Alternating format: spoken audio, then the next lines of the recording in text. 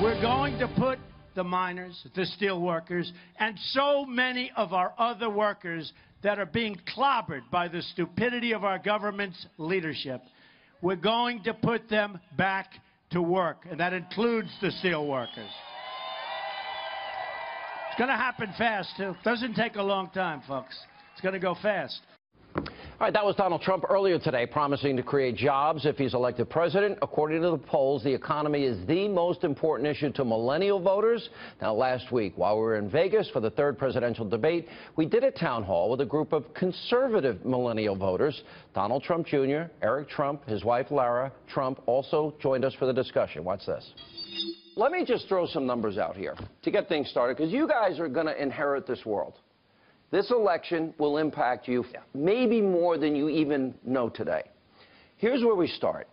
We have now 95 million Americans out of the labor force, the lowest labor participation rate since the 70s, the worst recovery since the 40s, a 51-year low in terms of home ownership rate in the country. We have, since Obama became president, 13 million more Americans on food stamps, 8 million more Americans in poverty, and we've doubled the national debt that they've got to pay back. To me, first and foremost, we have really failed this generation. No question. And we've got to fix it for them. We need to fix the mess that has been created. Yeah. And listen, there's $1.4 trillion worth of student debt in this country. If you look at Obama's raised the national deficit, as you said, by $11 trillion over 7.5 years.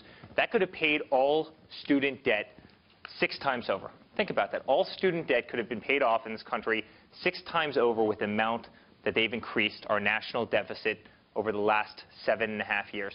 That's scary, guys. That's really scary. It really is. Do you feel nervous about your future? Yeah. You really do? Yeah. Laura, you know, I know both you and Eric do a lot of philanthropic work, and you help a lot of people that are in need. Here's another statistic. 1 in 6 American men, 18 to 34. How many men in here are 18 to 34? They're either, 1 in 6 of these guys are either in jail or living in mommy and daddy's basement because there's no jobs available for them. No, it's really scary stuff. Look, when I got out of college over 10 years ago, it was hard for me to find a job, and I hear it's really 5. Well, I know. It's really 5. No, but when I talk to kids today, and I've been fortunate enough to go to many college campuses, I got to go back to my college, NC State, recently. It's scary stuff. People are nervous that there aren't jobs out there for them because there aren't jobs, because we're shipping manufacturing overseas, because we really don't have the economy in this country to sustain small businesses anymore. And, you know, you're right, it's going to impact this generation of people. And I think we got some smart ones in here that are going to vote for Donald Trump. Who's voting for Trump? Come on. I like it. Don and I have a lot in common because, like you, I was the troublemaker in my family. I got hit with the belt more than anybody. By the way, if that happened today, all you got to do is call the police and say, they hit me. Yeah. And your parents will go to jail and you'll never get hit again.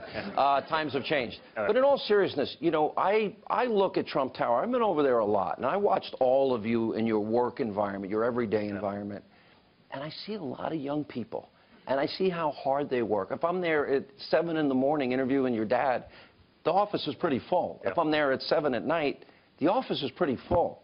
There's an incredible work ethic and opportunity that exists that your father created for a lot of people. I think without question. I mean, that was always the way he was with us growing up. I mean, we weren't handed anything. Now, we were spoiled. To say otherwise would be laughable. But we were spoiled with good experiences, incredible vacations. We got to do and see cool things. But they always kept us financially a little bit down, right? We had to work for things that we wanted. You know, it's going to age me, but, you know, I got Nintendo when all my friends got Sega. Okay, that's how old I am, guys. So that's where I'm out of the millennial category. But because they kept us hungry, they made us work that way, and that's what it's about. I mean, by the way, the other problems with the job statistics that we read about is they don't talk about underemployment because of Obamacare. You know, people that used to work 40 hours a week, the small business can't afford the extra regulations and the increased premiums that are doubling and tripling in some of these places now. So people are now working 30 hours instead of 40 hours, or 25 hours instead of 40 hours.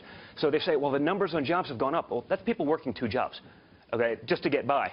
That's not better job numbers. That's people doing twice as much just to be in the same place. And that's also really scary. So to promote that kind of entrepreneurship, to do the kind of things that my father's doing, that's what's special about this. That's why we need someone who's not part of this D.C. cartel. And that's a bipartisan problem. Okay, both sides have done this. They've created this mess. They've never done it in practice. It's all theory, right? We push a button and jobs just magically appear, even though we've never actually signed the front of a paycheck creating any jobs. It's not that simple. And I think with youth, we are giving them a major problem. Okay, if we all ran our households like the government runs this country, we'd all be living on the streets. Okay, and we're just making it worse. And if you put in the most typical of typical politicians, okay, Hillary Clinton this time around, guess what? It's going to go from 20 to 30 just as fast. And there is a point of no return. There is a point that you don't come back I from. worry the most about what you just said, a point of no return. Here's another statistic that I think should shock a lot of you. Would you be surprised if I told you that 1 in 5 American families, go down any neighborhood, count 4 houses, then go to the 5th house, there's not a single family member in that household working today? Does that surprise you? Since Obama's been president, there's a lot of talk about demographic voting in this election. Well, black Americans, there's been a 58% increase of black Americans on food stamps and a 20% increase black Americans that are not in the labor force. And by the way, you're right, Don, we don't count them anymore because those numbers are fraudulent and phony. They don't give you the real unemployment number. If you've been out of work for 6 months, you no longer count. Now, you want the job.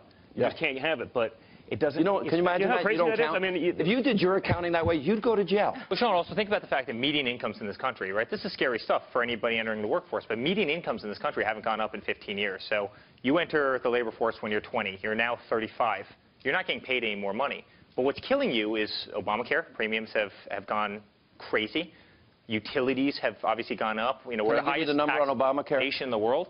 Obamacare has cost the average American $4,100, and the promise was keep your doctor, keep your plan, save $2,500 a year. Yeah. But that's what this is, Sean. That's what it is. People are sick of politics as usual.